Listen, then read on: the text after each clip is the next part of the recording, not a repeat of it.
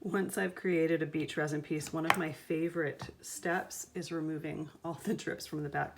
I find it very satisfying.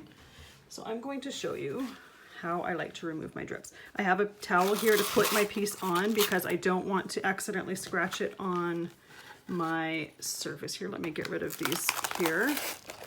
This is all the resin that has accumulated around the painter's pyramids. All right, so let's get the towel down and we'll do one at a time here. So the very first thing to know is before I do anything, any resin on the front, the very first step that I do to my pieces is add some finishing wax to the back. I rub it on the back, and that way it's going to help resist the resin, and once I heat it up, it makes it easier to get them off. So I'm not going to talk while the heat gun is on. I've got my heat gun here. I've got it with my narrower tip so that I can focus the air, and I'm going to heat about 3 or 4 inches at a time, and then I'm going to use a retractable razor scraper to scrape them off.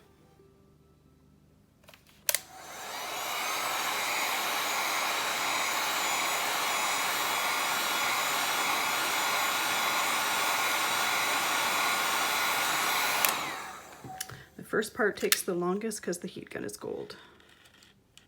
And they just slice right off with that scraper, and I always move them away so that when I turn my piece, I'm not putting it right on top of those drops. Not that it would hurt anything.